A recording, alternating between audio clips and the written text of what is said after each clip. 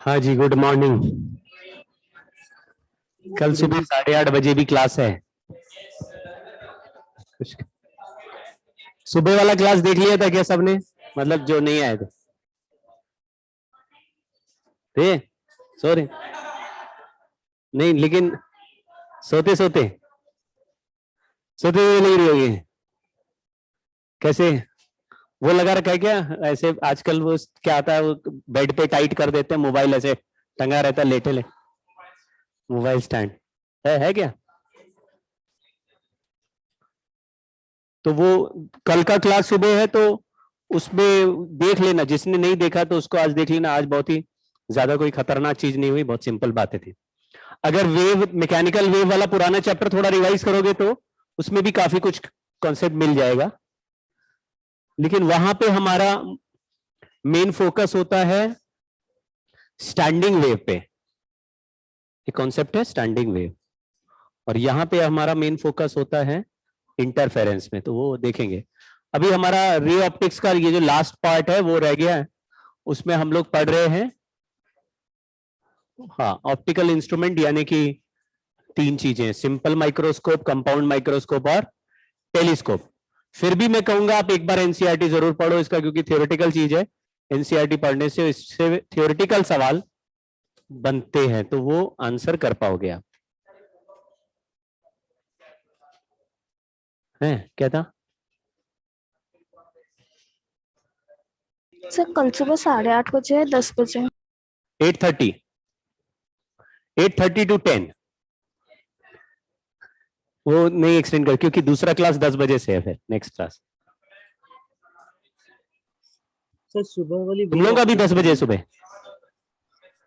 अच्छा अच्छा, अमित सर ने भी चालाकी लगा दी। क्या कह रहे हैं पीयूष कुमार? सर सुबह वाली क्लास वेव ऑप्टिक्स होगी। क्या चाहिए?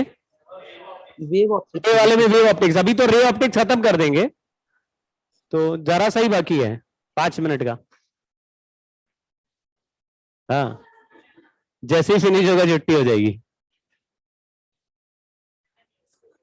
कुछ उम्मीद जग गई मन में लड्डू फूटा अभी विचारों का, हाँ, बहुत धोखा हो जाएगा इनके साथ। कौन सा सवाल था ये वाला था? ये, हाँ, देखो जरा ध्यान से, क्वेश्चन में लिखा है। अच्छा, पहले मैं आपको, मतलब ऐसा सवाल देख के मेरे मन में भी कुछ ख्यालात आने लगते हैं, जैसे 2-3 मेथड उबलने लगते हैं। लेकिन अभी हम पहले सबसे अपना सेट करा हुआ मेथड जो ऑलरेडी हमने सीख लिया उसको यूज करते हैं। क्वेश्चन में लिखा हुआ है कि यहाँ पे एक इक्वी कॉन्वेक्स लेंस है। देखो लिखा हुआ है, a thin convex lens refractive index 1.5 is placed on plane mirror when pin is placed such that OA is 18 centimeter, real inverted image is formed at A itself। ऐसा कोई situation बताओ जिसमें object जहां रखे वहीं पर ही इमेज बन जाए। ऐसा कब होता है? मिरर के 2F पे, यानी मिरर के सेंटर पे ऑब्जेक्ट रखो, इमेज भी वही बन जाएगा 2F पे। इसका मतलब है इसका अगर इफेक्टिव फोकल लेंथ आ जाए तो उसका डबल करेंगे तो 18 सेंटीमीटर, यानी इसका इफेक्टिव फोकल लेंथ कितना आना चाहिए? 9। तो ये जो 18 सेंटीमीटर का डिस्टेंस है, 18 सेंटीमीटर का डिस्टेंस, वो किसके इक्वल होना चाहिए? 2F के। तो focal length of combined system. अब ये कंबाइंड जो सिस्टम बनता है वो हमेशा किसकी तरह एक्ट करता है?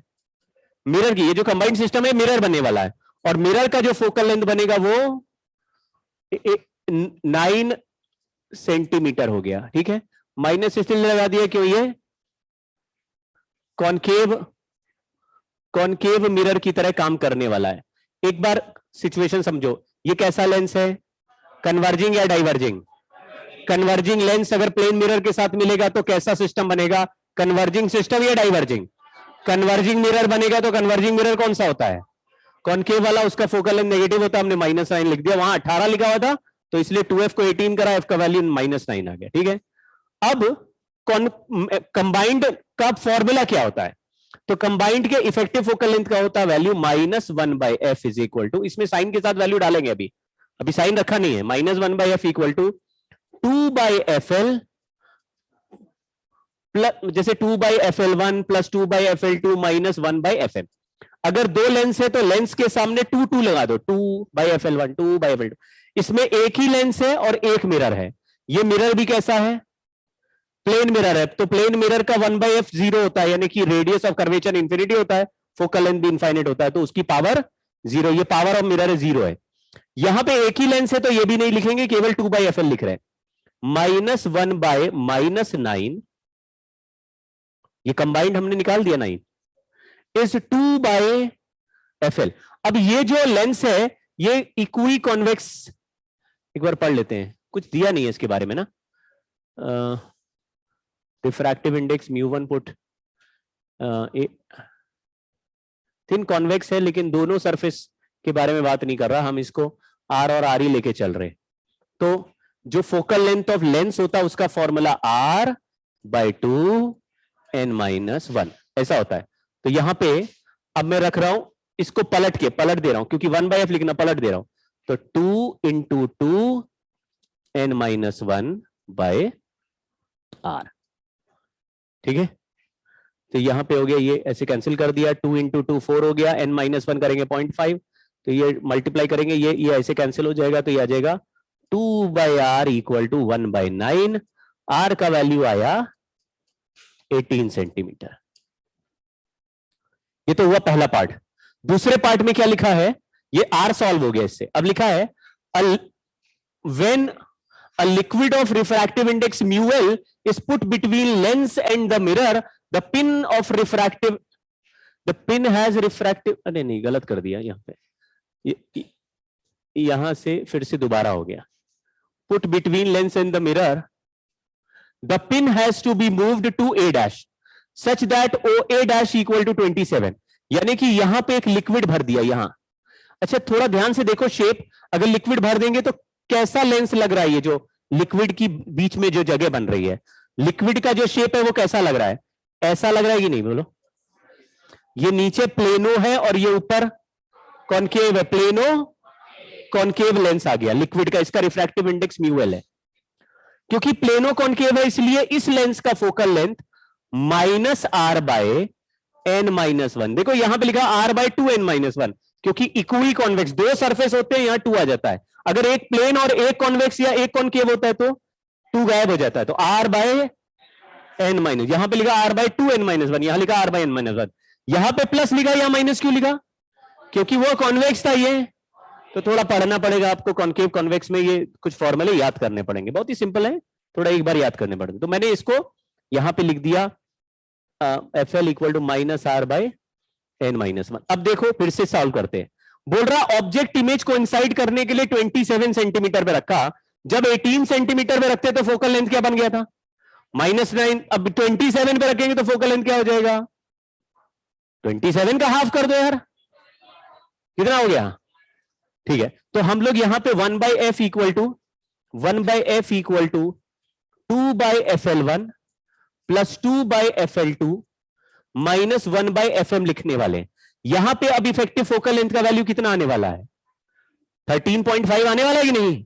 उसको -13.5 लिख देंगे, तो उसको लिख दिया +2/27। ये समझ गए क्या?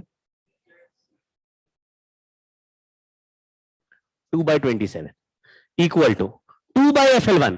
ये जो ऊपर का लेंस है ये कौन सा लेंस है जो पहले था? पहले ये जो 2/FL1 का वैल्यू कितने के बराबर आ रहा था? देखो 2/FL1 का वैल्यू कितने के बराबर आ रहा है, तो इसकी जगह डायरेक्टली क्या लिख दिया? अरे ये पूरा वैल्यू लिख के भी सॉल्व कर सकते हैं, लेकिन वो तो पहले 1/9 के बराबर आ ही गया, इसको 1/9 लिख दिया, प्लस 2/FL2 2/, अब इसका वैल्यू लिख रहे हैं, यहां पे लिखा R नीचे चला गया, n-1 ऊपर चला गया और एक माइनस और आ गया, दिखा गया? ठीक है, R का वैल्यू कितना कैलकुलेट हो गया, और रिफ्रैक्टिव इंडेक्स हमें कैलकुलेट करना है क्योंकि इसका रिफ्रैक्टिव इंडेक्स ही पूछा गया सवाल में। तो ये अभी n का वैल्यू निकालेंगे, इसको n मान लिया है, समझ गए क्या? n का वैल्यू अभी रखेंगे, पता लगाएंगे, तो R की जगह क्या लिख देंगे? तो यहां पे 18 लिख देता हूं। ठीक, अब इसको इधर भेज देता हूं। 2/27 में से 3/27 माइनस किया तो -1/27 इक्वल टू -2 × n-1/18 18, 18 से ये 2 कैंसिल किया 9 हो गया, 9 से कैंसिल किया तो 3 हो गया, माइनस से माइनस कैंसिल कर दिया तो आया n-1 इक्वल टू, तो n का वैल्यू आया आंसर। कोई ऑप्शन है क्या? समझे कैसे कर रहे हैं? फॉर्मूला फिक्स है। अगर 4 लेंस के बाद मिरर आएगा तो 2/FL1 plus 2/FL2 plus 2/FL3 plus 2/FL4 plus -1/FM। Mirror का लिखते हैं तो माइनस लगाते हैं, लेंस लिखते हैं तो 2 के साथ प्लस लगाते हैं। ऐसा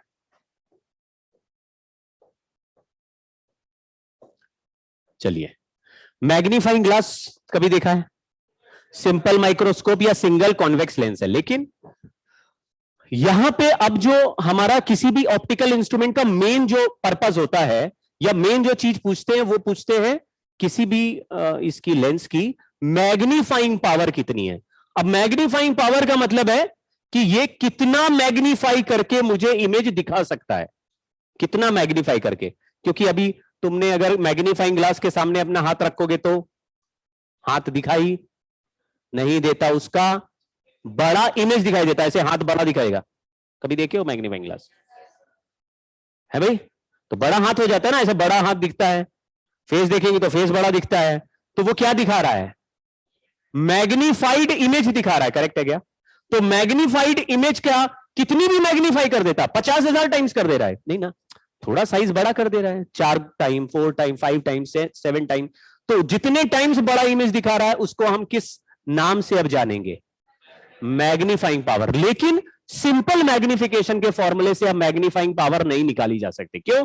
क्योंकि ऑब्जेक्ट या इमेज इंफिनिटी पे बन जाए तो फिर मैग्निफिकेशन के फॉर्मूले काम नहीं करते। बताओ मैग्निफिकेशन का क्या फॉर्मूला हमने, कोई भी बता दो। हाँ, -v/u बोल दे रहे, ये मिरर के लिए बोल रहे हैं, लेंस के लिए हो जाता है v/u। अभी v अगर मान लो इमेज इंफिनिटी पे बन रहा है तो v का वैल्यू क्या रखना पड़ेगा? इंफिनिटी। तो इंफिनिटी बाय यू तो कोई पावर ही नहीं बना, समझ गए क्या? मैग्निफिकेशन का कोई सेंस नहीं बना। ठीक है, ऊपर से कोई भी ऑब्जेक्ट हमें कितना बड़ा दिखेगा उसमें उस ऑब्जेक्ट का साइज तो मैटर करता ही है, लेकिन हमें कितना बड़ा दिखेगा वो एक अलग परसेप्शन है हमारे दिमाग में। कभी आपने ऐसा देखा है कि रोड पे कार दूर हो, आप क्रॉस कर रहे हैं तो दूर है कार, तो आपको आइडिया लगे, आपके कार को छू के आते हो, पहले नापते हो कितना दूर है, फिर आते हो, फिर क्रॉस करते हो। कैसे पता चल जाता है तुमको ये कार दूर है, हम क्रॉस कर लेंगे? छोटी दिखती है कार, तो क्या कार छोटी हो जाती है? छोटी कार चलाते लोग, फिर छोटी क्यों दिखती है? दूर है तो कार छोटी। वही तो मैं बोल रहा हूं, क्या दूर जाते जाते कार श्रिंक होती जाती है, फिर छोटी हो गई, फिर पास आके बड़ी हो गई, ऐसा हो रहा है क्या? है ना, हनुमान जी हो रहा है उनका, सीरियल में नहीं देखा?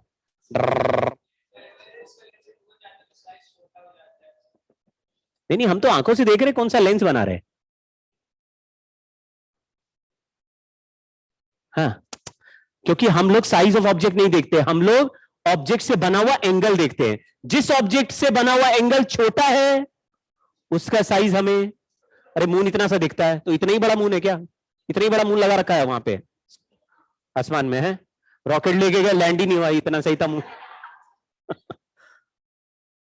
इतना ही मून है क्या? तुम देखते होगे टीवी में, वो कभी मैच में ना वो कैमरा मून की तरफ कर देते हैं, तो वो आपके टीवी के साइज पे डिपेंड करता, पूरे स्क्रीन पे मून आता है। करेक्ट? तुम्हारे पास अगर 86 इंच का टीवी है तो 86 के डायमीटर पे मून बन के आएगा। तुमको इतना बड़ा मून, मून तो उतना ही है, बाहर जाके देख रहे हो। लेकिन ये बड़ा क्यों दिख रहा है? क्योंकि अभी जो इमेज बन रहा है उसका एंगल मेरी आंखों पे बड़ा है। हम ऑब्जेक्ट को डायरेक्टली देख रहे हैं तो उसका एंगल छोटा है, मैग्नीफाइंग ग्लास या टेलीस्कोप लगा दिया तो एंगल बड़ा है, तो मून का साइज मुझको बड़ा दिखने लगेगा। बनेगा कहां? इंफिनिटी पे। ऑब्जेक्ट कहां है? इंफिनिटी पे। तो v/u के फॉर्मूले डायरेक्टली काम नहीं करते, इसलिए अब नया टाइप का मैग्निफिकेशन बनाया, पहले उसको देखेंगे। Angular magnification. एंगुलर मैग्निफिकेशन का दूसरा ही नाम अब रखा मैग्नीफाइंग पावर। और इस पूरे कहानी में हम यही पता लगाते रहेंगे मैग्नीफाइंग पावर तीनों में कितनी है, और ये फॉर्मूले याद करके जाएंगे। लेकिन अगर समझ गए तो रटना नहीं पड़ेगा, मतलब समझ गए, इसलिए ये क्लास ले रहे हैं, वरना लिस्ट ऑफ फॉर्मूले दे दूं आप रट के आ जाओ, कोई टेंशन ही नहीं। लेकिन समझने की कोशिश करना, दिमाग से जंक हटा देना, बहुत ही बेसिक चीजें हैं। तो मैं एंगुलर मैग्निफिकेशन का मतलब क्या, ध्यान से देखना। मान लो ये ऑब्जेक्ट आपको देखना है, ठीक है, तो ये ऑब्जेक्ट अगर 10 किलोमीटर दूर रखोगे तो इसका साइज क्या दिखेगा तुम्हें, छोटू सा, समझ रहे ना।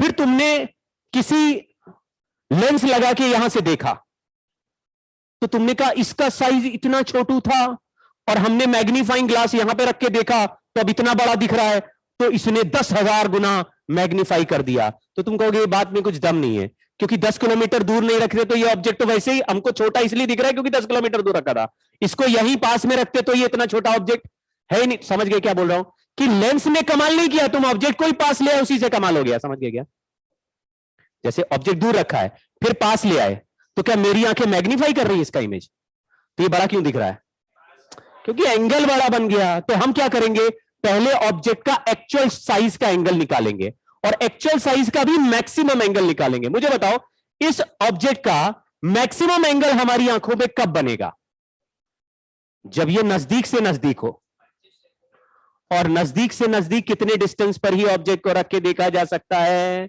नॉर्मल इंसानों के लिए।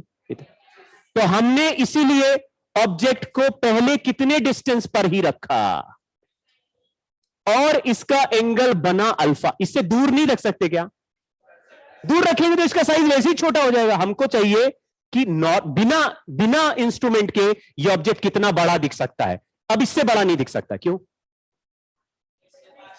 क्योंकि इससे पास में इमेज धुंधला हो जाएगा, इससे दूर रखेंगे तो ऑब्जेक्ट छोटा हो जाएगा। तो इतना तो बिना इंस्ट्रूमेंट के ही इसका एंगल है।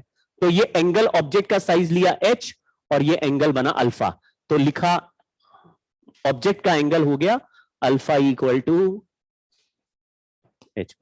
ठीक है, अगर किसी इंस्ट्रूमेंट को यूज करके ये एंगल अल्फा से बदल के क्या हो जाए, बीटा, तो मैग्नीफाइंग पावर का फॉर्मूला हो जाएगा, या एंगुलर मैग्निफिकेशन का फॉर्मूला लिख देंगे, इमेज का साइज अपॉन ऑब्जेक्ट का साइज। ये क्या है, angular size of image divided by of object.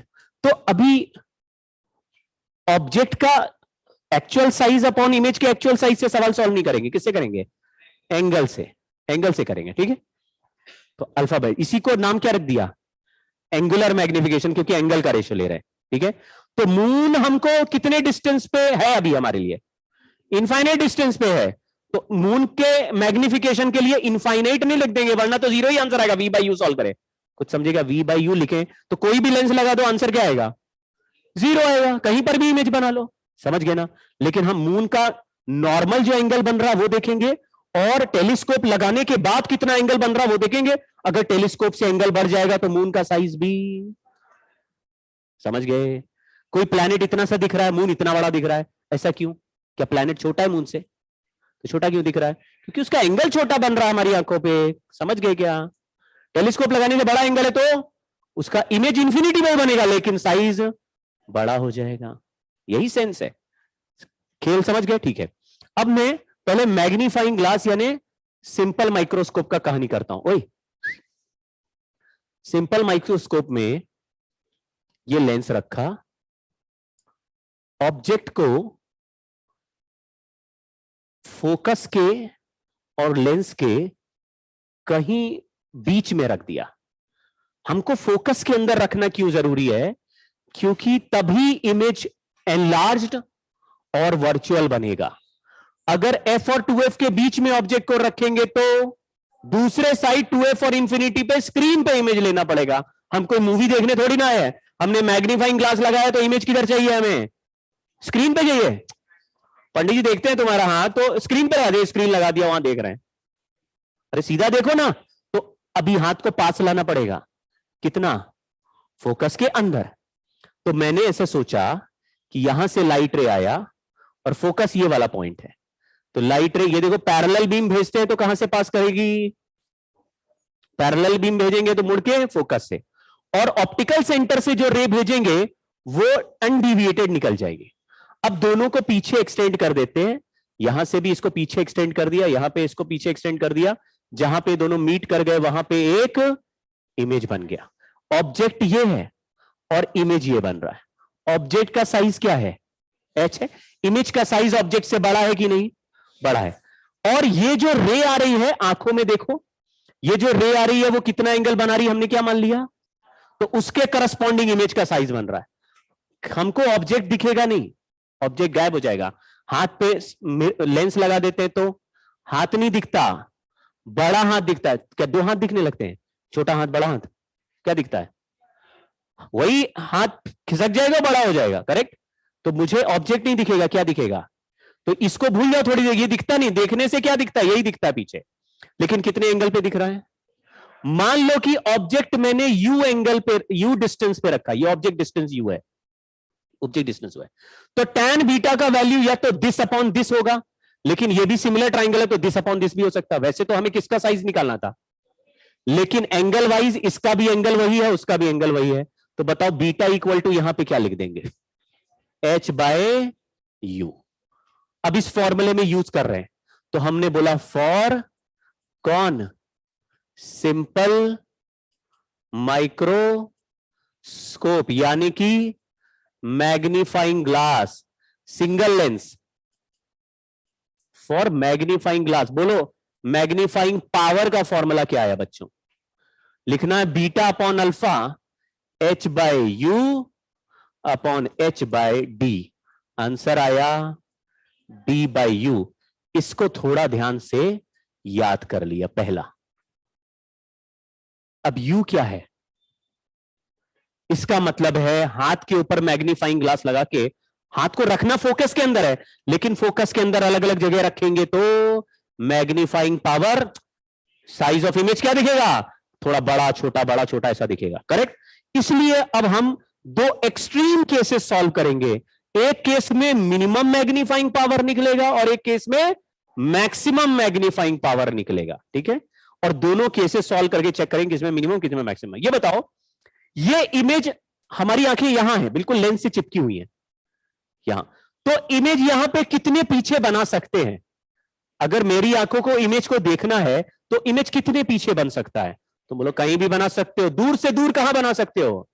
Infinity पे। लेकिन पास से पास कहां बना सकते हो? 25, यानी डी से पास नहीं। देखो इस आंख को इमेज देखने के लिए अगर इमेज 25 के अंदर बन रहा है तो इमेज तो बन रहा है, लेकिन हमको साफ दिखाई, तो कितने केसेस हो गए एक्सट्रीम। बोलता है इमेज अगर दूर बनाएंगे तो कहां तक बना सकते हो? उसको बोलते हैं रिलैक्स्ड विजन, यानी इंफिनिटी पे इमेज बनेगा तो मेरी आंखों को कोई तकलीफ नहीं, उसको बोलते हैं relaxed vision, normal vision. Far point कहां पे आ जाता है? इंफिनिटी में। लेकिन ऑब्जेक्ट को ऐसी जगह रखो कि इमेज पास आ जाए, पास आ जाए, पास आ जाए, पास आ जाए, तो आप कितना नजदीक लाना चाहोगे? 25 के अंदर क्यों नहीं लाना चाहोगे? क्योंकि फिर हमें क्लियर दिखाई नहीं देगा, तो 25 पे रोक दिया इमेज को। उसको बोलते हैं स्ट्रेन्ड विजन या डिस्टिंक्ट विजन, और वहां पे आंखों को इमेज बनाने में सबसे ज्यादा प्रॉब्लम होती है। यहां पे हम लोग दो एग्जाम्पल, ये वही है, देखो शायद इसमें इमेज का डायग्राम भी बना होगा, समझ गए क्या? यहां पीछे इमेज है, यहां पे एंगल बीटा है, ये बिना उसके, तो बिना लेंस लगाए जो एंगल बनता है वो मैक्सिमम एंगल अल्फा है, और लेंस लगाने के बाद एंगल बीटा है, तो साइज बीटा के हिसाब से बनेगा। लेकिन ये इमेज कहां बन सकता है? इंफिनिटी से लेकर डी तक, ठीक है। हाँ, तो यहां पे अब दो एक्सट्रीम केसेस लिख रहे हैं। देखो ये वाला केस, जब लाइट रे एकदम पैरेलल आ रही है तो पीछे कहां चली जाएगी ये लाइट रे? तो फाइनल इमेज कहां बनेगा? तो हमने बोला फॉर नॉर्मल या रिलैक्स्ड विजन इमेज बनाओ कहां? लेकिन अब मुझे पूछना ना पड़े तो बताओ ऑब्जेक्ट कहां रखेंगे? ऑब्जेक्ट को मैंने बोला था फोकस और लेंस के बीच में कहीं भी रखो, लेकिन ऑब्जेक्ट को खिसका के अगर फोकस पे रख दिया तो कड़क से इमेज कहां बन जाएगा? यानी वो हाथ पीछे खिसक के 10 मीटर दूर दिखेगा, समझ गए ना, फोकस पे रखा लेकिन दूर पे दिखेगा, लेकिन लार्ज दिखेगा। इमेज इंफिनिटी पे ऑब्जेक्ट कहां, तो मैग्नीफाइंग पावर का फॉर्मूला अभी अभी क्या लिखा था, डी बाय यू की जगह क्या लिखने वाले हैं, एफ। अब इसमें साइन कन्वेंशन कुछ नहीं पुट करना होता, ये हमारा मैग्नीफाइंग पावर का आंसर आ गया डी बाय एफ। इस डी बाय एफ को बनाने के लिए कौन सा विजन बोलना है, कोई बोलता है नॉर्मल विजन के लिए मैग्नीफाइंग पावर बताओ, तो आपको क्या बोलना है, यही मिनिमम मैग्नीफाइंग पावर भी है, मतलब इतना मैग्नीफाइंग पावर मिलेगा ही मिलेगा तुम्हें, ये मिनिमम है, मिनिमम।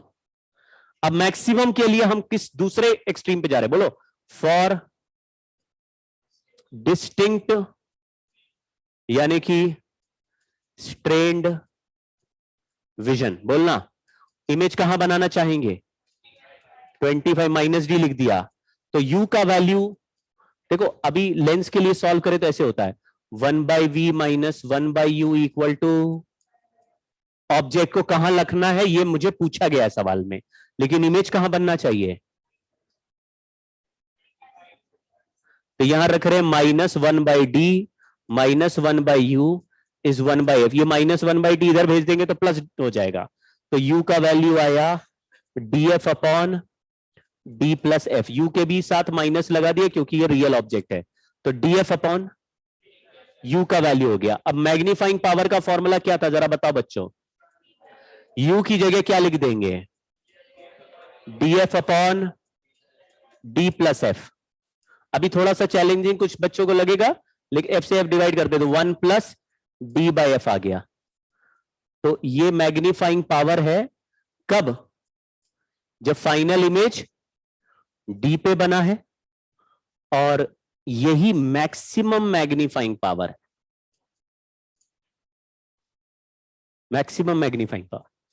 तो तुम्हें अगर हाथ का इमेज बड़े से बड़ा बनाना है तो हाथ को फोकस के अंदर लाओ, इतना अंदर लाओ कि इमेज खिसक के डी पे आ जाए, समझ गए क्या, इमेज डी पे आते ही आपका मैक्सिमम इससे बड़ा मैग्नीफाइंग पावर नहीं, इससे बड़ा मैग्नीफाइंग पावर लाने के लिए क्या करना पड़ेगा, और अंदर लाना पड़ेगा, तो इमेज क्या होगा, और 25 से भी अंदर आ जाएगा, तो मैग्नीफाई तो ज्यादा हो रहा है लेकिन हमें दिखाई नहीं देगा, तो हमारे काम का नहीं है, समझ गए क्या।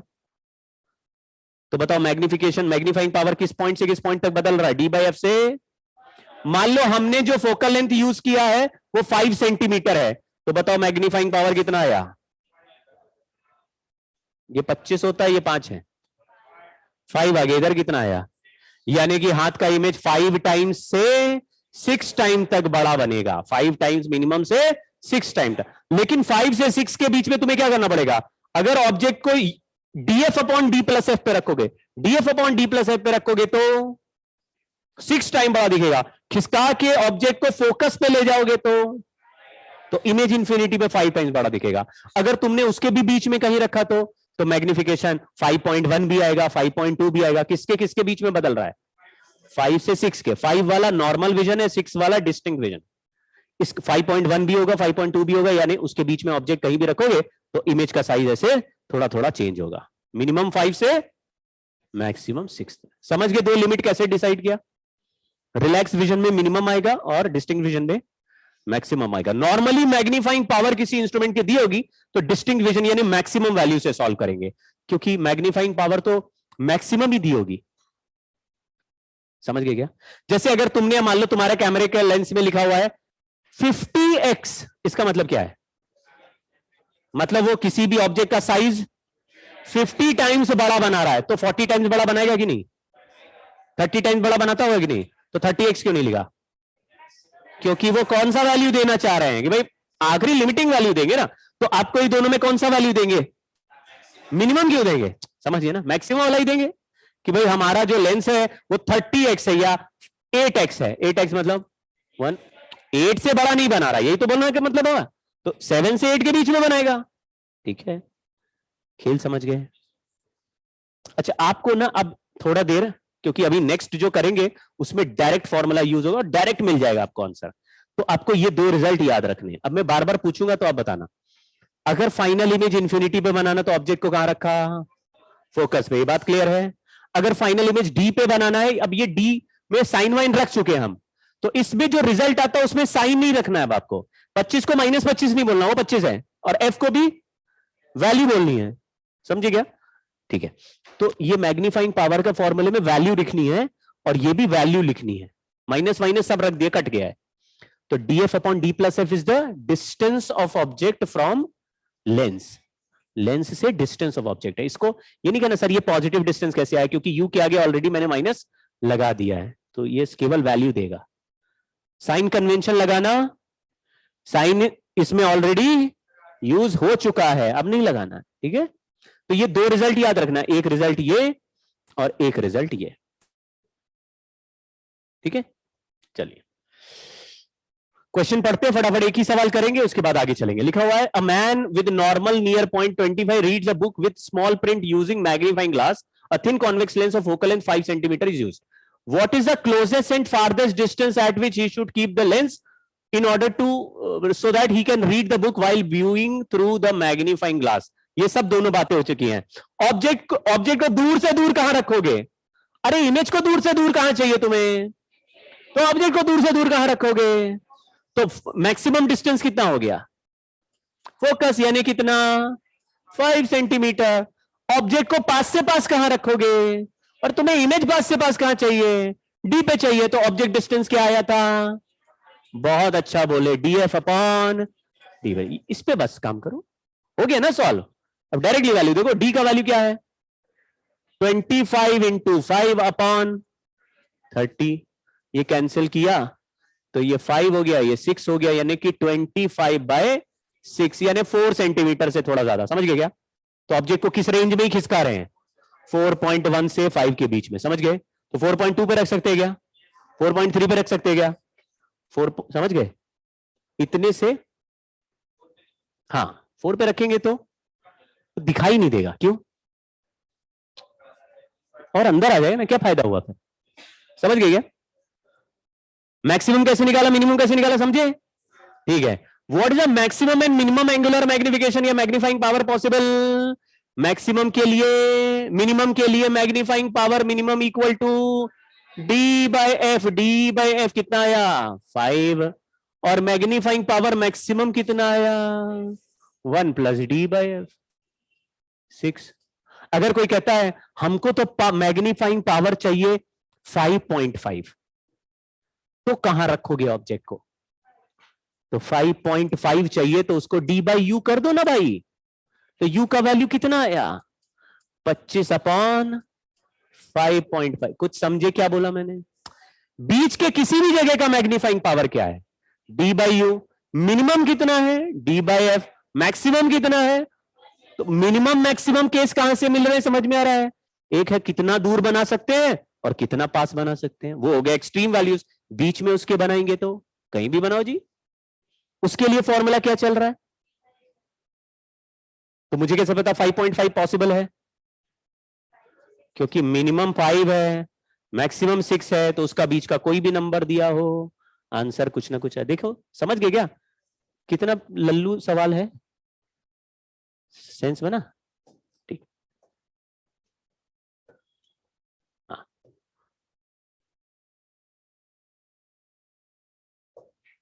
इसमें भी कहानी यही है, लेकिन कितने लेंस है कंपाउंड माइक्रोस्कोप में?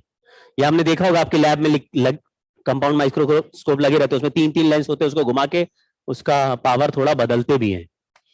लेकिन एक लेंस का नाम ऑब्जेक्टिव है, दूसरे लेंस का नाम आई पीस है।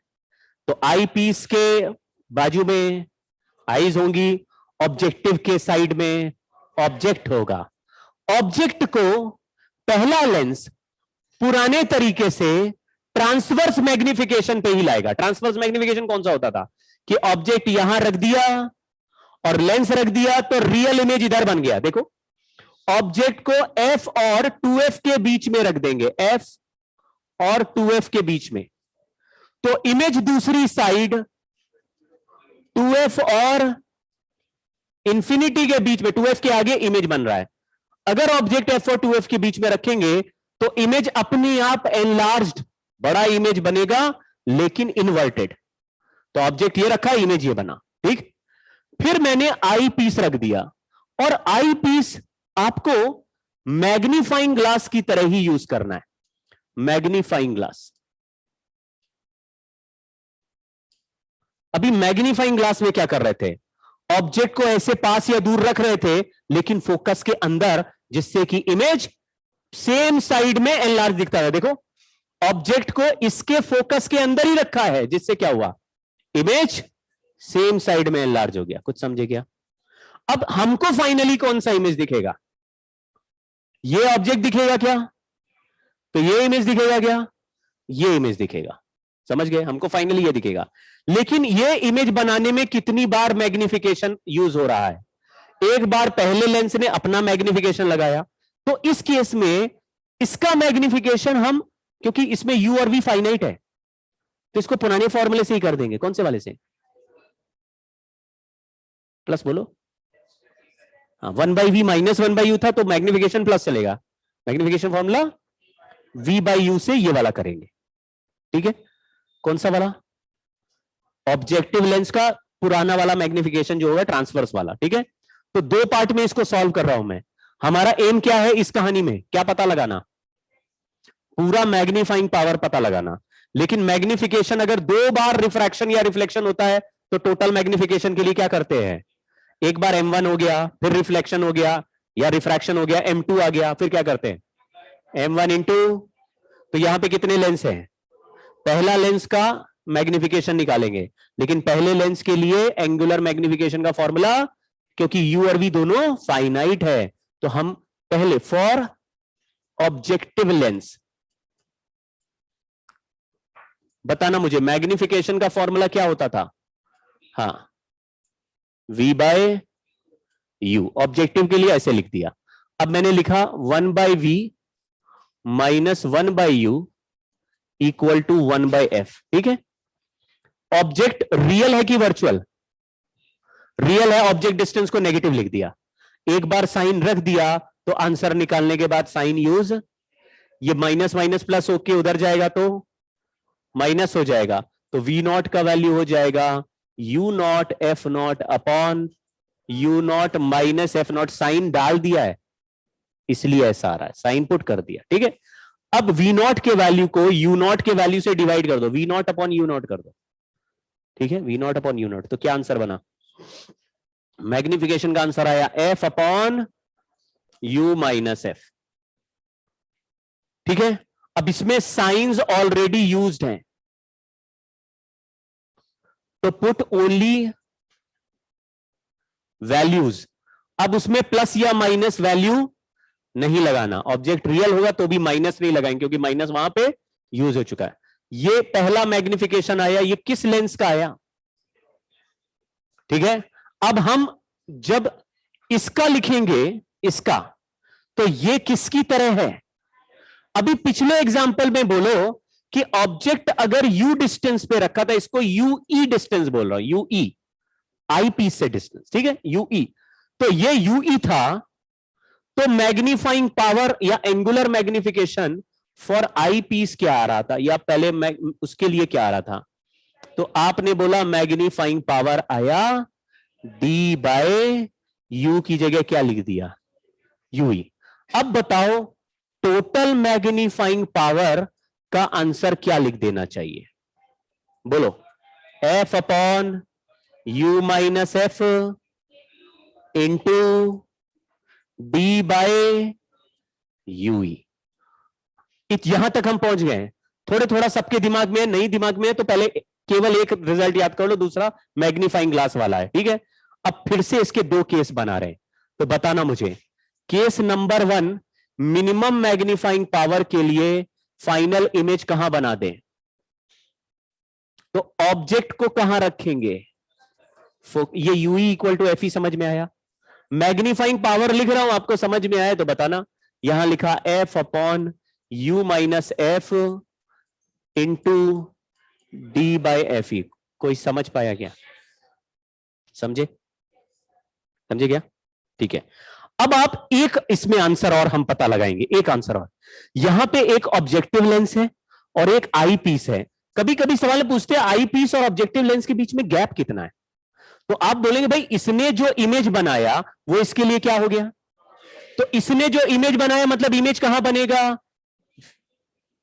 और वो उसके लिए ऑब्जेक्ट है, तो ये कितने डिस्टेंस पे होगा, यानी कि gap between two lenses L is equal to VO plus UE। अब मैं वैल्यू लिख रहा हूं, आपको समझ में आया तो ठीक, नहीं समझ में आया तो रटना। UF upon U minus F, इसका वैल्यू अभी अभी लिखा था हमने, UF अपॉन U माइनस, उसी से बना था मैग्निफिकेशन, प्लस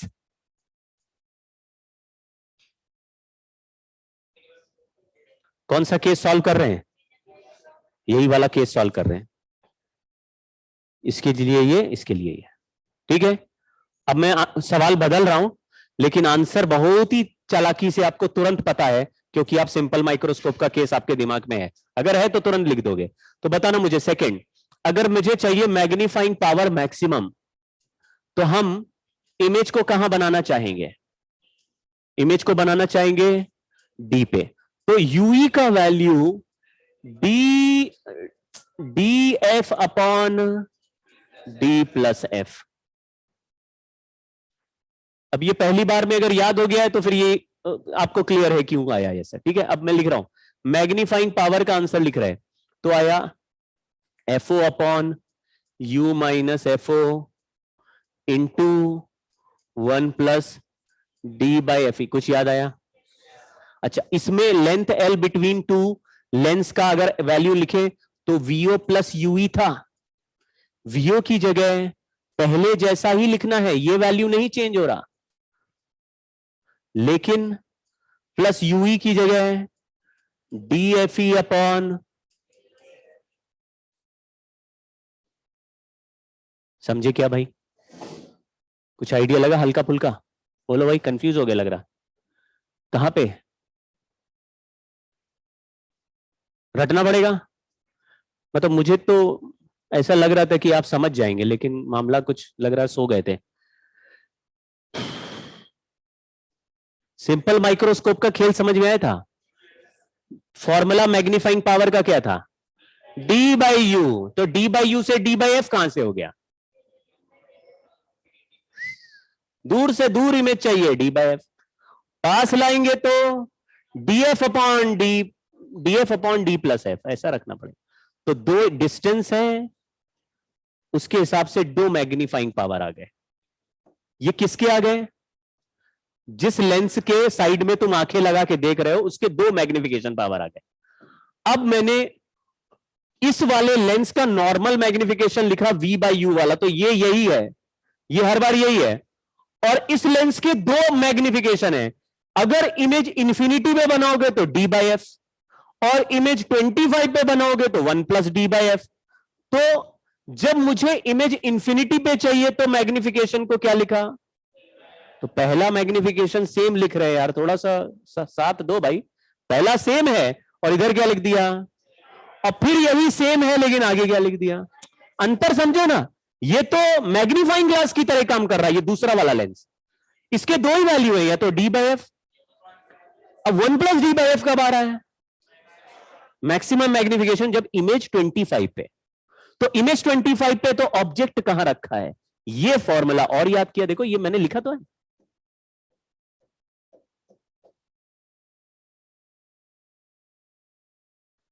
ये रहा। इमेज अगर इंफिनिटी पे नहीं चाहिए, डी पे चाहिए, तो ये आंसर लिखा है, तो वो तो इजी है। इमेज इंफिनिटी पे चाहिए तो ऑब्जेक्ट फोकस में, इमेज अगर डी पे चाहिए तो अबे तो आंसर में डी आएगा ना, फिर D F upon D plus F, तो एक ही यही रिजल्ट तो याद किया हमने। अगर आप बार बार भूल गए तो फॉर्मूला एक ही पकड़े रहो, डी बाई यू, हर बार क्या बोलो डी बाई यू, हर बार क्या बोलो डी बाई यू। अब बोले नहीं इमेज इंफिनिटी में बनाना है, तो यू को एफ लिख देंगे, लेकिन याद क्या कर गए, डी बाई यू। आप कोई भी चीज है डी बाई यू चिपका दो, आईपीस में डी बाई यू चिपका दो, ठीक है।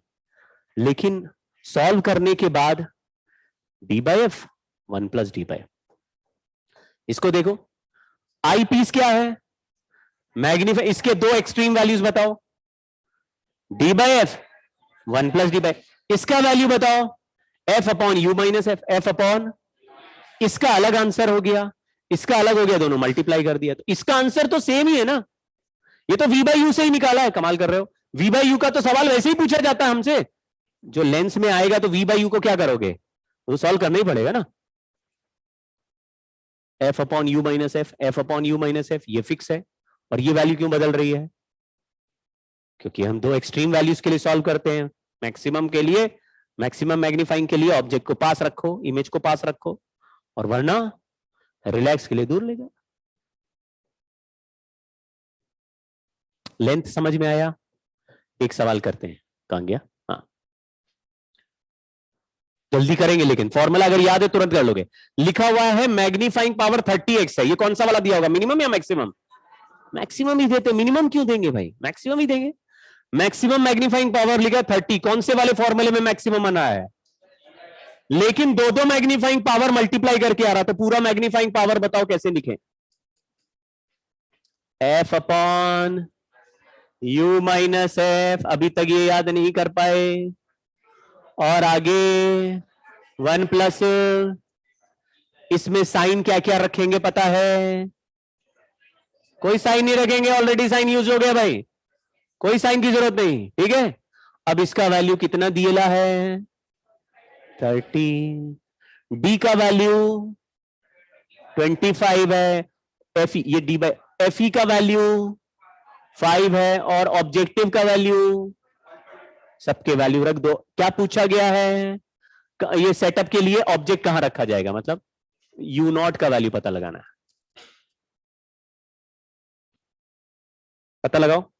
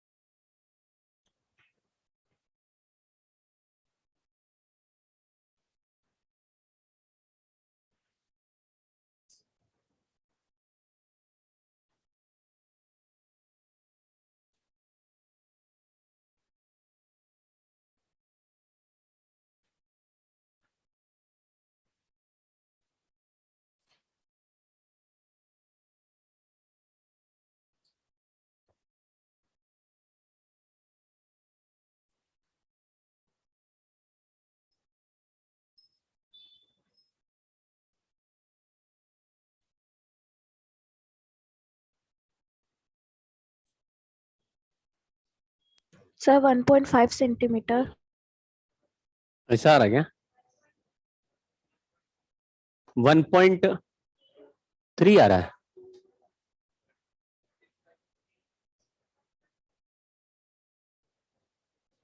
1.5 बच्चे बोल रहे हैं। अरे लल्ला 1.25 से तो बड़ा ही आएगा आंसर, क्योंकि फोकस के तो आगे रखना होता है, समझ गए क्या।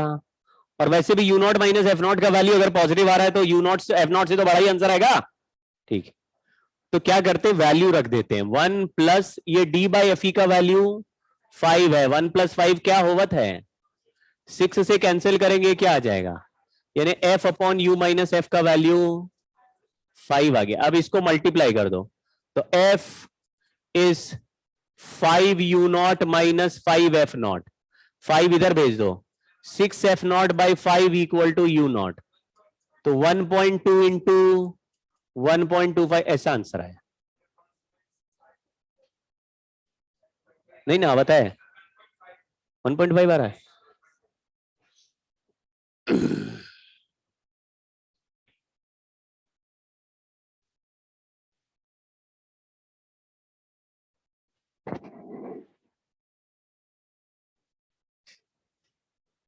सवाल समझ गए क्या, कुछ दम सवाल में नहीं होता।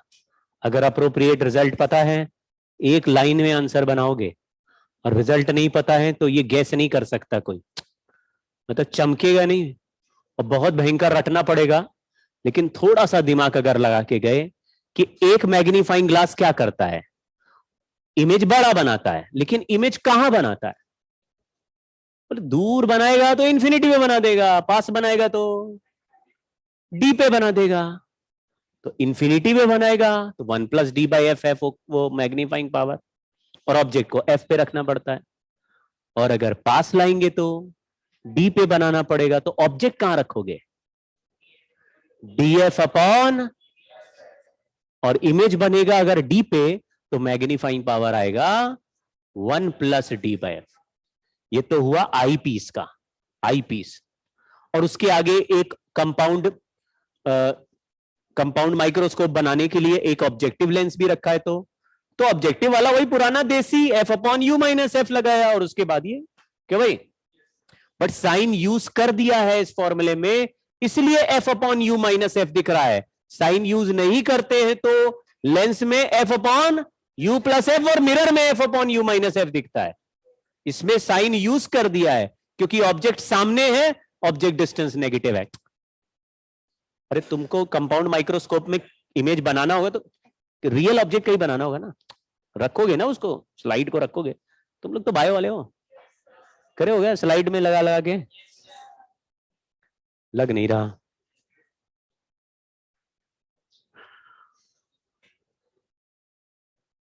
है हाँ, नहीं किया होगा ऐसा, क्या है नहीं कर। टेलीस्कोप देख लो, टेलीस्कोप ये नॉर्मल वाला है। एक और दो तरह के एक और टेलीस्कोप हमारे उसमें दिया हुआ है एनसीईआरटी में, कैसेग्रेन टेलीस्कोप बोलते हैं, उसको भी मैं भी सिखाता हूं। तो पहले पुराने जमाने में ये वाला ही बनाते थे टेलीस्कोप, बाद में साइंटिस्ट लोगों को समझ में आ गया कि इसमें और चालाकी बनाई जा सकती है। टेलीस्कोप बड़ा फ्रेजाइल और टूटने प्रोन है, मतलब खराब हो सकता है, टूट जाता है, क्योंकि ये लेंस ग्लास के होते हैं और ग्लास के लेंस टूटते हैं तड़तड़। तो क्या करना चाहिए, एक बढ़िया टेलीस्कोप बनाएंगे अभी बाद में। पहले इसी नॉर्मल वाले टेलीस्कोप की बात करते हैं। इसमें 2 बार मैग्नीफाइंग पावर नहीं निकालेंगे क्योंकि टेलीस्कोप किस ऑब्जेक्ट को देखने के लिए बनाया गया है। तो ऑब्जेक्ट पहले ही लंदन में बैठा हुआ है तो उसका ऑब्जेक्ट डिस्टेंस तो पहले ही इंफिनिटी चल रहा है, समझ गए क्या? तो क्या पहले वाले लेंस के लिए v बाई यू का फॉर्मूला काम करेगा? क्यों नहीं करेगा? नहीं, इंफिनिटी बाई है ना, समझ गए क्या? ठीक है। दूसरा, हम जब यहां पे इमेज बनाएंगे तो इमेज को भी पास नहीं लाते हैं नॉर्मली इसमें। तो टेलीस्कोप में कुछ नहीं लिखा हो तो हमेशा कौन सा वाला लेना, नॉर्मल विजन वाला, यानी ऑब्जेक्ट कहां है और इमेज भी कहां बने, बट साइज बड़ा बने, समझ गए क्या? अरे मून को टेलीस्कोप से देखोगे तो मून के यहां थोड़ी ना आ जाएगा तुम्हारे घर में, कहां दिखेगा? दूर ही दिखे, लेकिन साइज बड़ा दिखे, तभी तो फायदा है, समझ गए? साइज बड़ा दिखेगा। तो हमको मून देखना है लेकिन इतना नहीं दिखे, बड़ा दिख जाए। टेलीस्कोप का यूज यही है, लेकिन दिखे कहां? कहीं भी दिखे, बहुत दूर भी दिखे तो भी कोई टेंशन नहीं है, बड़ा साइज होने से। तो फाइनल इमेज भी हम लोग कहां लेंगे? इंफिनिटी में ले लेंगे। हालांकि इसमें भी 2 केसेस सॉल्व कर सकते हैं। ये कौन है? आई पीस है। आई पीस क्या होता है? Magnifying glass. मैग्नीफाइंग ग्लास के 2 एक्सट्रीम केसेस याद है क्या?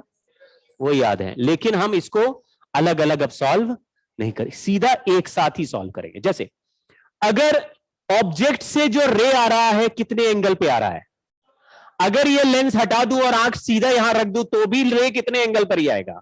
अल्फा। ऑब्जेक्ट से अल्फा एंगल पे आ रहा है तो लेंस हटा दे तो हमारी आंखों में डायरेक्टली कैसे आएगा? अल्फा से जो ऑब्जेक्ट का साइज होगा वो छोटा होगा, ठीक है। लेकिन 2 लेंस को क्रॉस करने के बाद रे कितने एंगल पे जा रहा है? देखो, प्रिंसिपल एक्सिस से कितने एंगल पे आ रहा है, और 2 बार 2 लेंस से क्रॉस होकर रे कितने एंगल पे जा रहा है। तो फिर जब साइज बनेगा प्रिंसिपल एक्सिस के ऊपर, वो कितने एंगल का ट्राइंगल बनेगा? देखो कितने एंगल का ट्राइंगल है, बीटा एंगल का, ठीक है। अच्छा,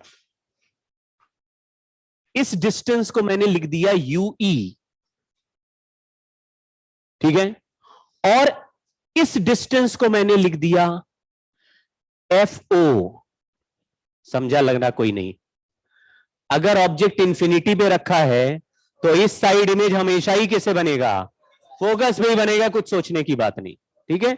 लेकिन इस ट्राइंगल को देखो, इस ट्राइंगल को, ये पतला सा ट्राइंगल आपको दिख रहा है, कितने डिस्टेंस पे ये इमेज बना है? ये एफ ओ में ओ क्या है? ऑब्जेक्टिव लेंस का फोकल लेंथ है, वो ओ है, ठीक है। और ये जो बीच में जो ऑब्जेक्ट ये जो दिख रहा है हमको, इसको मैंने एच लिख दिया, तो यहां पे अल्फा एंगल है। वैसे यही एंगल अल्फा ऑब्जेक्ट का भी है, तो ऑब्जेक्ट का अल्फा एंगल का रेशो निकाले तो tan अल्फा इक्वल टू क्या हो जाएगा? क्योंकि एंगल छोटे होते हैं इसलिए क्या लिख रहे हैं, ठीक है। और इस तरफ का ट्राइंगल देखो, ये छोटा वाला ट्राइंगल देखो जरा, यहां पे बीटा है और ये डिस्टेंस यूई है। समझ गए क्या? आंखें इसको नहीं देख रही हैं, आंखें ये पीछे ले जाके इतने बड़े इमेज को देख रही हैं, लेकिन उस इमेज का एंगल भी कितना है। और आंखें इसको नहीं देख रही हैं, लेकिन ये यहां से जो ऑब्जेक्ट से एंगल आ रहा है वो भी कितना है। समझ गए? तो अल्फा चाहिए था लेकिन अल्फा इनके रेशियो से निकाल दिया। बीटा इमेज का चाहिए था लेकिन बीटा यही वाले ट्राइंगल से बन सकता है, तो इससे बना दिया। तो क्या हम लोग मैग्नीफाइंग पावर को अब डायरेक्टली लिख रहे हैं? सीधा क्या लिखेंगे? दो लेंस से क्रॉस होने के बाद एंगल कितना है बीटा। लेंस नहीं रखे तो एंगल कितना है, यानी एक्चुअल साइज, एंगुलर साइज कितना है अल्फा, और दो लेंस के बाद। तो लेंस ने क्या किया, अल्फा को बदल के, तो तभी तो मैग्नीफाइंग पावर आ गया। इमेज बना बीटा पे, ऑब्जेक्ट था अल्फा का, तो बीटा बाई अल्फा का वैल्यू निकाले तो बीटा को क्या लिखेंगे, देखो एच बाय, और अल्फा को तो एफ ओ बाय यूई आ गया, मैग्नीफाइंग पावर हो गया। ठीक है, तो टेलीस्कोप में यहां अंदर छुपा हुआ दो ट्राइंगल आपको दिखेगा, उससे तुरंत आपको आइडिया लग जाएगा। ठीक है, ये आपको डायग्राम थोड़ा समझ में आ रहा है?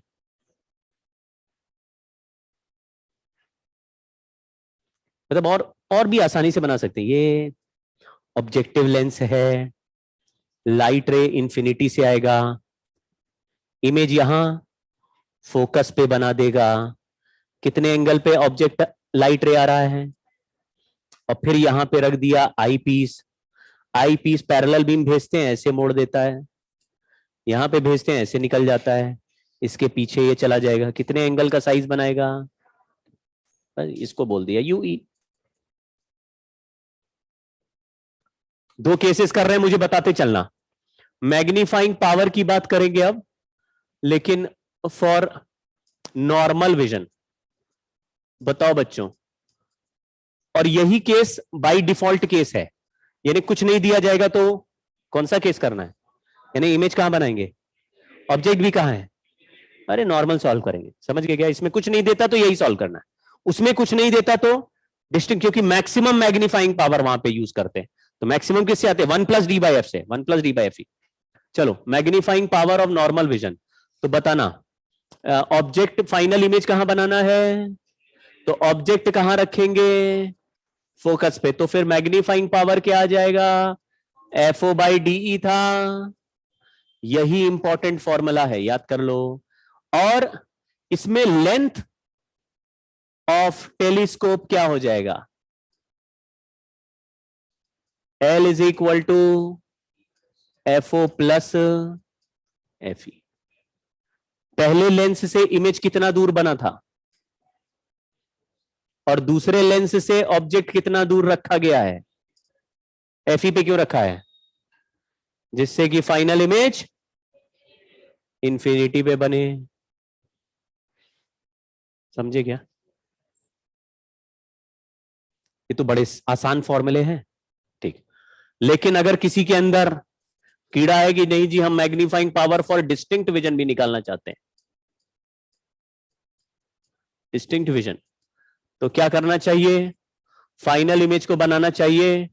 डी पे आप वो माइनस साइन लगा नहीं रहे हम लोग, है ना, तो ऑब्जेक्ट डिस्टेंस क्या हो जाएगा, तो मैग्नीफाइंग पावर का फॉर्मूला क्या था,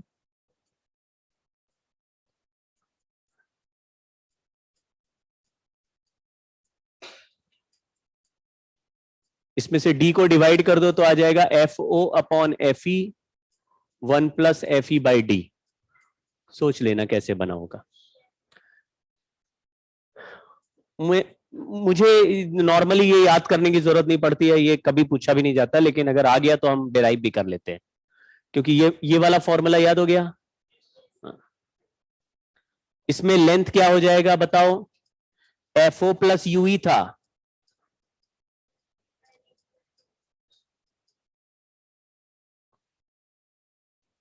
थोड़ा दिमाग लगाएं तो आपको पता चल गया होगा अब तक।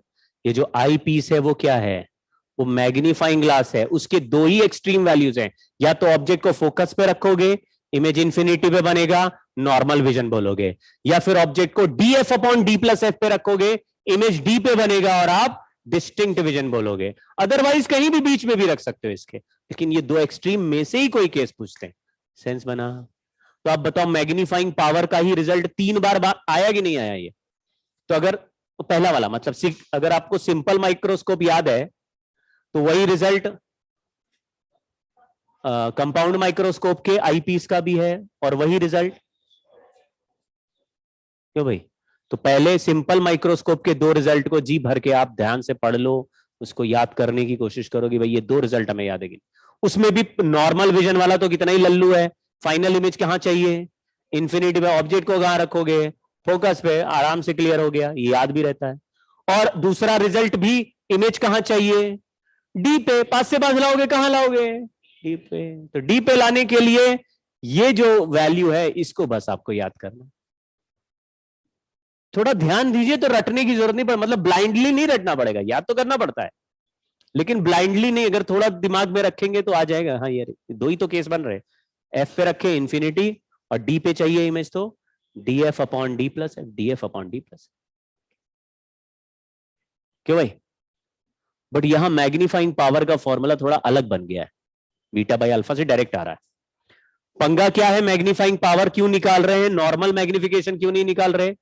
क्योंकि ऑब्जेक्ट या इमेज इन्फिनिटी पे बनेगा तो नॉर्मल मैग्निफिकेशन काम, तो फिर कौन से मैग्निफिकेशन काम करते हैं? एंगुलर वाले। एंगुलर वाला हम ऐसे ही सॉल्व करते। समझे क्या? एक सवाल देख लेते हैं,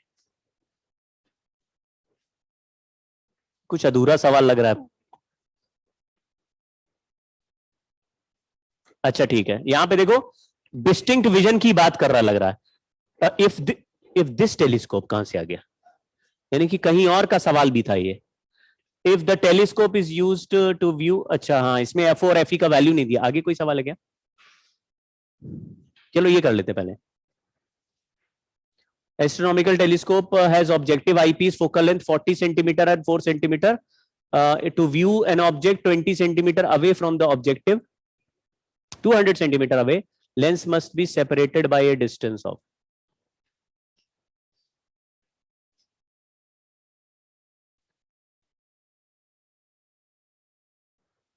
मतलब यू नॉट का वैल्यू इस सवाल में दे दिया है ना?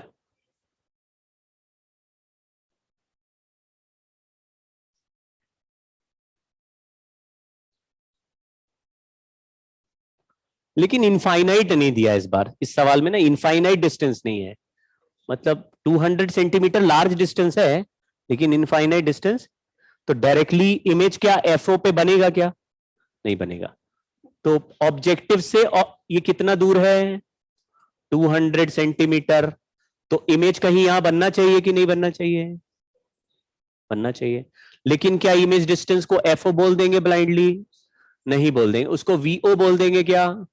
तो ऑब्जेक्ट डिस्टेंस को क्या ले लेते हैं और फोकल लेंथ को क्या ले लेते हैं? तो आप पहले इमेज डिस्टेंस निकालने के लिए क्या formula, 1/v minus 1/u equal to, यानी v का value U F upon U plus F लगा दो, साइन के साथ लिख दो। u की जगह क्या लिख दिया? फोकल लेंथ की जगह, u की जगह -200 प्लस 40, तो ये ऊपर आ गया 200 इंटू 40 डिवाइडेड बाय 160, ऐसे कैंसिल कर दिया तो ये आ गया 4 से डिवाइड करा तो आ गया 50 सेंटीमीटर। यानी यहां से इमेज बना कहां पे? 50 सेंटीमीटर पे। अब ऑप्शन एक ही है जो 50 से बड़ा आ रहा है, क्योंकि उसके आगे हमें क्या लगाना पड़ेगा? तो 50 सेंटीमीटर पे तो यहां से इमेज बन गया। तो दूसरा हमने कितने डिस्टेंस पे रख दिया? 4 सेंटीमीटर पे रख दिया, जिससे कि फाइनल इमेज कहां बन जाए? देखो ये फोकल लेंथ कितना दिया हुआ है, तो 4 सेंटीमीटर पे रखेंगे तो फाइनल इमेज कहां चला जाएगा? इन्फिनिट नॉर्मल विजन के लिए सॉल्व हो जाएगा। अगर इससे कम भी होता तो हम शायद सॉल्व भी करते, लेकिन 50 के बाद एक ही ऑप्शन 54 है, वही हो जाएगा। 54 से नॉर्मल विजन जस्टिफाई भी हो रहा है, करेक्ट है क्या? हाँ, लेकिन 4 ऑप्शन से हमने मैच करा दिया, समझ गए क्या? हाँ, वरना हमारे पास 2 ऑप्शन होते, D F upon D plus F से इमेज ऑब्जेक्ट डिस्टेंस निकालते यहां पे। तो भाई तो एफ का वैल्यू 4 सेंटीमीटर ये, तो 25 इंटू 4 डिवाइडेड बाई 29, इससे सॉल्व करना पड़ेगा। 100 बाई 29 यानी 3 पॉइंट समथिंग आया था। तो 53 पॉइंट समथिंग से 54 के बीच में ऑब्जेक्ट कहीं भी रख सकते हैं। चलिए इसमें ना ये पिछले वाले सवाल का ही वैल्यू यूज कर लेते हैं। ऑब्जेक्टिव लेंस को क्या ले लेते हैं और आईपीस को क्या ले लेते हैं, जरा सॉल्व करो। बोल रहा है 100 मीटर टॉल टावर 3 किलोमीटर दूर है।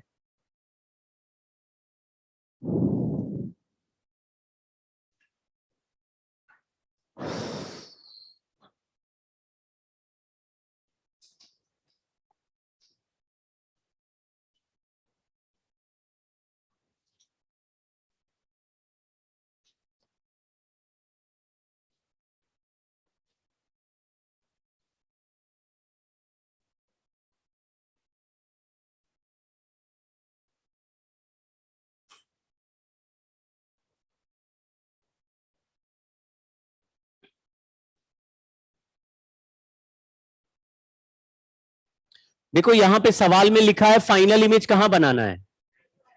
25 सेंटीमीटर पे बनने के लिए मैग्नीफाइंग पावर ऑफ टेलीस्कोप का फॉर्मूला क्या है, मैं आपको याद दिलाता हूं। मैग्नीफाइंग पावर के लिए लिखा था FO upon FE 1 plus D by FE, नहीं FE by D, FE by D लिखा था, FE बाई D उल्टा चलता है, 1 प्लस FE बाई D। ये कौन सा वाला मैग्नीफाइंग पावर है, जब फाइनल इमेज डी पे बनना हो। और इस सवाल में फाइनल इमेज कहां बन रहा है, डी पे ही बन रहा है, इसलिए डी वाला लिख दिया मैग्नीफाइंग पावर। लेकिन मैग्नीफाइंग पावर इक्वल टू होता क्या है, बीटा बाय अल्फा। मान लो इससे बीटा निकालना हो तो क्या करेंगे, अल्फा से, तो FO upon FE 1 plus FE by D into alpha कर देंगे। अल्फा क्या होता है, ऑब्जेक्ट का एंगल। बीटा क्या होता है, इमेज का एंगल। इमेज का साइज अगर हाइट h का है, h i है मान लो, और इमेज का डिस्टेंस कितना दिया हुआ है, इमेज कहां बन रहा है, तो इमेज का साइज अपॉन इमेज का डिस्टेंस, ये किसका एंगल आ गया, अरे इमेज का हाइट अपॉन इमेज का डिस्टेंस कर दिया तो किसका एंगल आ गया, इमेज। इक्वल टू FO की जगह क्या लिख दिया, FE की जगह 1 प्लस FE की जगह अपॉन इंटू अल्फा की जगह क्या लिखेंगे, अल्फा का वैल्यू है height of object upon distance of object, जो भी object distance UO। Object distance कितना किलोमीटर दिया है और साइज ऑफ ऑब्जेक्ट कितना दिया हुआ है, तो इसकी जगह हम क्या लिखने वाले हैं, हाँ तो HO की जगह लिखने वाले 100 मीटर और UO की जगह क्या लिखने वाले हैं 3000 मीटर। तो इससे थोड़ा सॉल्व करें तो देखो क्या बन सकता है, 40/4 यानी कि 10 1 सर प्लस 25 सेंटीमीटर को मीटर में भी तो कन्वर्ट करेंगे। नहीं, 4 भी सेंटीमीटर है 25 भी सेंटीमीटर, तो रेशियो में फर्क नहीं पड़ रहा, ऊपर नीचे का यूनिट। जैसे FO बाई FE में यूनिट कन्वर्जन की जरूरत, 1 प्लस FE बाई D में भी यूनिट कन्वर्जन की जरूरत नहीं है, लेकिन यहां पे क्यों कन्वर्जन की जरूरत है, क्योंकि ऊपर मीटर नीचे यहां पे जो है, तो 25 सेंटीमीटर रखेंगे तो हाइट ऑफ इमेज किस में आ जाएगा, सेंटीमीटर में आ जाएगा। इसको मीटर में रखेंगे तो हाइट ऑफ इमेज मीटर में आ जाएगा, समझ गए क्या। तो रेशियो में हमें जरूरत नहीं, जो ऊपर का यूनिट है वही नीचे का यूनिट हो जाएगा अपने आप, तो अननोन भी ऊपर के यूनिट के हिसाब से आंसर बनेगा। तो इसको अगर सॉल्व करें तो ये 1/30 है और 25 ऊपर गया, ये सब रेशियो चल रहे हैं, तो 10 इंटू 1 प्लस 4/25 ये कितना होता होगा, नहीं 29/25 कर देते चलो, इंटू 1/30 इंटू 25, करेक्ट। 25 से 25 बढ़ा दिया तो आया 290/30 यानी 29/3। आगे क्या लिख दिया, सेंटीमीटर। समझ गए क्या।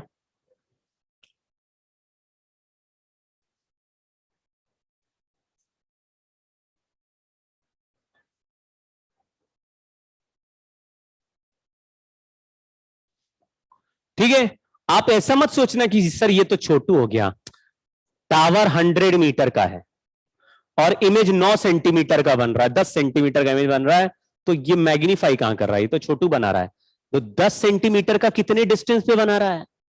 25 सेंटीमीटर में 10 सेंटीमीटर के डिस्टेंस का ऑब्जेक्ट 3 किलोमीटर दूर के टावर से बड़ा दिखेगा। समझ गए? 3 किलोमीटर दूर रखा टावर हमको कैसा दिख रहा होगा? छोटू बिंदी जैसा। और यहां पे 10 सेंटीमीटर रखा हुआ ऑब्जेक्ट कैसा दिख रहा होगा? वो बड़ा दिखेगा, और ऑब्जेक्ट वहां पे छोटा दिखेगा। समझ गए क्या? तो ऑब्जेक्ट के ऊपर ये टेलीस्कोप लगाया, इमेज बड़ा दिखा, बट क्योंकि पास बना रहे तो साइज ऐसा दिख रहा है। अगर इंफिनिटी पे 3 किलोमीटर पे बनाते तो इसका साइज 100 मीटर से बड़ा आता। जैसे अगर यहां पे मैं 3 किलोमीटर लिख दूं, तो आप देखो जरा ध्यान से, अगर यह 25 की जगह 3 किलोमीटर यानी 3000 मीटर होता तो क्या आता आंसर? 30 से 3000 कैंसिल करते तो 100 हो जाता, और ये 29 इंटू 10 है और ऊपर से 100 और है 29।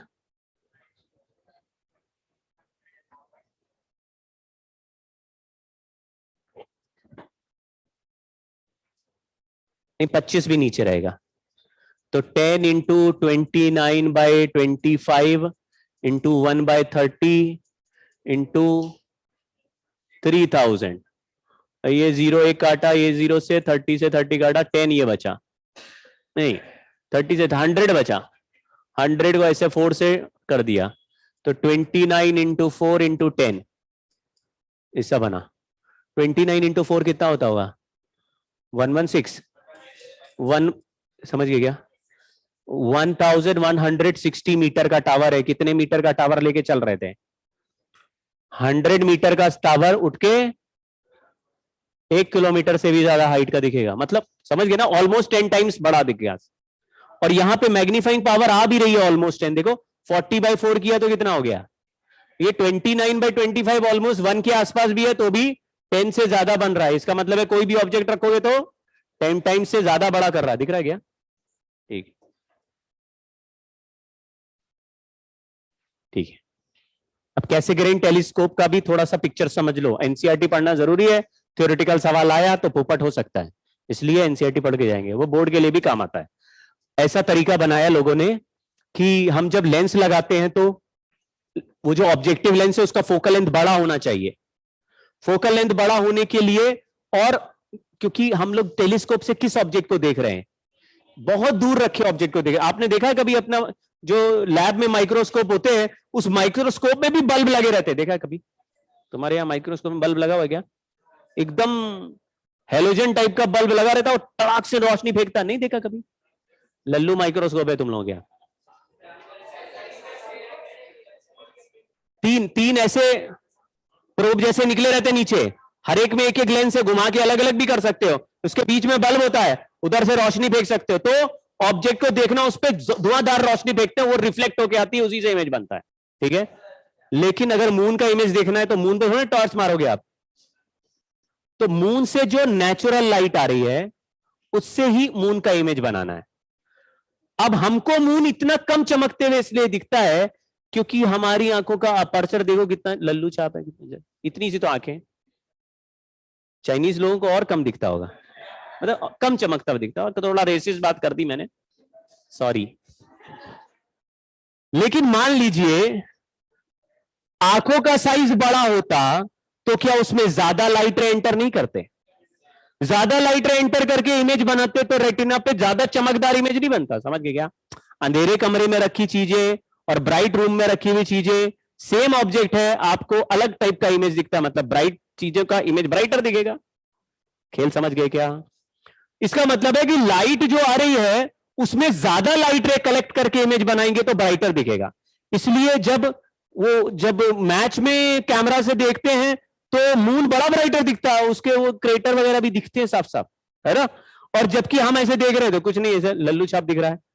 तो इसका अंतर क्यों है? क्योंकि मून से जो लाइट रे आ रही है, एक तो वो सारी दुनिया में फैल रही है, हमारी आंखों का इतना सा अपर्चर है, उसमें 2-4 रेज घुसती होंगी, इसलिए हमारा सा इमेज बनाती हैं। ऊपर से ऑब्जेक्ट इतना दूर है। इसको डील करने के लिए क्या किया? बड़ा लेंस लगाया आगे। बड़ा लेंस से क्या होता है? ज्यादा लाइट रे एंटर करती है, फिर उसको कन्वर्ज करके हम एक इमेज बना रहे हैं, कुछ सेंस बना गया। तो ज्यादा लाइट रे कलेक्ट करके इमेज बनाएंगे तो अब ये इमेज हमको नॉर्मल से ज्यादा ब्राइट दिखेगा, समझ गए क्या? तो टेलीस्कोप में मून का इमेज ज्यादा ब्राइटर दिखेगा और वैसे उतना ब्राइट नहीं दिख रहा, समझ गए क्या? जैसे हम लोग सन रेज में ऐसे घूमते हैं तो थोड़ी ना जल जाते हैं, लेकिन आप अगर वो मैग्नीफाइंग ग्लास से सन रेज पास करके कागज जल जाता है, क्योंकि हमने लाइट रे को क्या कर दिया, फोकस कर दिया ना एक जगह। तो ज्यादा लाइट रे एक ही पॉइंट पे पहुंच रहे हैं, ऐसे समझ लो।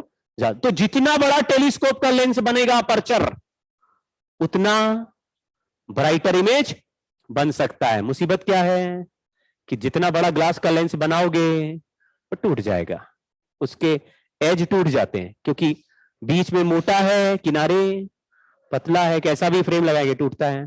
तो प्रैक्टिकल प्रॉब्लम है उसको। और लेंस से लाइट रे पास करता है ना, तो अलग अलग कलर के लाइट रे के लिए अलग अलग फोकल लेंथ होता है लेंस का।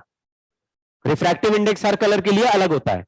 तो ये जो मून का इमेज बना, मान लो यहां फोकस में बनाना चाहता है, तो सिंगल फोकस नहीं होते, अलग अलग फोकस होते हैं। तो मून एक है और इमेज ऐसे फैल गया, तो साफ इमेज नहीं दिखता, यानी कलरफुल इमेज दिखता, अलग अलग कलर की लेयर बनती है। तो इसको बोलते हैं क्रोमैटिक एबरेशन, यानी कि क्रोमैटिक डिफेक्ट। कलर का डिफेक्ट है किसमें? हर लेंस में कलर का डिफेक्ट आता है, कोई भी लेंस क्लियर इमेज नहीं बनाता। इसलिए आप कोई भी अपने मोबाइल का कैमरा देखे तो सिंगल लेंस नहीं होता, उसमें एक के पीछे एक 3-4 करेक्टिव लेंस होते हैं। तो एक लाइट रे को फैला रहा है, यानी कलर बिगाड़ रहा है, तो उसके पीछे वाला लेंस उसी कलर को समेट रहा है। तो जितना सोफिस्टिकेटेड सिस्टम है उसमें मल्टीपल, आपने जैसे कैमरा जो होता है जिससे वीडियोग्राफी या फोटोग्राफी करते हैं, उसमें भी सिंगल लेंस नहीं होता, बहुत सारे लेंस होते हैं, कोई भी कैमरा हो। क्यों? क्योंकि वो करेक्टिव लेंस होते हैं, एक दूसरे के कलर कॉम्बिनेशन को एडजस्ट करते हैं। तो यहां पे सिंगल लेंस से मामला बिगड़ता है, ठीक है। उसको बचाने के लिए क्या किया, एक मिरर लगा दिया। अब मिरर में क्या मजा है, बहुत मजा है। मिरर का कितना भी बड़ा साइज रख सकते हो, और मिरर से रिफ्लेक्शन होगा तो उसको कांच का बनाना जरूरी। आप स्टील का मिरर बना दो, वो भी लाइट रिफ्लेक्ट करेगा, बस पॉलिश अच्छा करना पड़ेगा, समझ गए क्या? चमकदारी तो बनाना है, उसके लिए ग्लास का मिरर हो ऐसा जरूरी। तो स्टील का मिरर बना दिया, हैंडल करना आसान, कभी टूटेगा ही नहीं, ठीक है। दूसरा, इसका साइज जितना भी बड़ा चाहे बना दे, केवल एक पैराबोलिक मिरर है, इसका एक ही फोकल लेंथ होता है, सारी रे कलेक्ट करके ये कहां मिला देगा, फोकस पे। और यहां से जो इमेज बनेगा उस इमेज को हम आईपीस के सामने ले लेंगे, आईपीस उसको अपने आप क्या कर देगा, मैग्नीफाई कर देगा। जैसे ऑब्जेक्टिव एक बनाता है और उसको मैग्नीफाई कौन करता है? तो सन का इमेज ऑब्जेक्टिव ने बनाया या मून का इमेज बनाया फोकस में, और आईपीस ने क्या कर दिया उसको। तो अभी ये मिरर क्या कर रहा है, मून का इमेज बहुत सारी लाइट रे कलेक्ट करके बना रहा फोकस पे, उसको मैग्नीफाई कौन करेगा, आईपीस। इस तरह के फोटो में गड़बड़ क्या है कि मून इधर है और रिफ्लेक्ट होने के बाद लाइट रे अपोजिट में आ रही है, तो हमें आंखों से इधर देखना पड़ रहा है, समझ गए ना। तो मून इधर है और हम इधर देख रहे हैं, क्योंकि लाइट रे उधर से आएगी, इधर इमेज बनाएगी, तो समझे गया। तो मून कर बोले उधर का प्लैनेट देखो, किधर का, इधर का, ऐसे आप समझ रहे हैं ना, बड़ा कंफ्यूजन है। तो उसको दूर करने के लिए क्या किया, मिरर को तोड़ दिया, आधा आधा। अब यहां से जो आई इंफिनिटी से ऑब्जेक्ट की रेज आई, वो इधर चली गई, ठीक है। फिर इधर एक और मिरर लगा दिया, उससे क्या हुआ, अब जो रे आई वो इधर आ गई, और फिर यहां बीच में आईपीस लगा दिया। तो समझिए, बहुत बड़ा मिरर लगाया साइड साइड में, उसने सारी रे को कलेक्ट करके इधर फेंका, उधर से फिर एक मिरर लगा दिया, उसने फिर इधर मोड़ दिया। तो अभी ऑब्जेक्ट कहां है, लेफ्ट में, हम किधर देख रहे हैं, लेफ्ट में ही देख रहे हैं। अब कंफ्यूजन भी नहीं, कैसे grain, double reflection, single eyepiece, ठीक है। लेकिन इसकी कहानी हमारे सिलेबस में इतनी है, एक सवाल इस पर बेस दिया हुआ है, लेकिन वो लल्लू छाप सवाल है, खुद कर लेना। नमस्ते। Thank you sir. अब कुछ लोग बहुत ही नाराज हैं, ये 5 मिनट बोला था।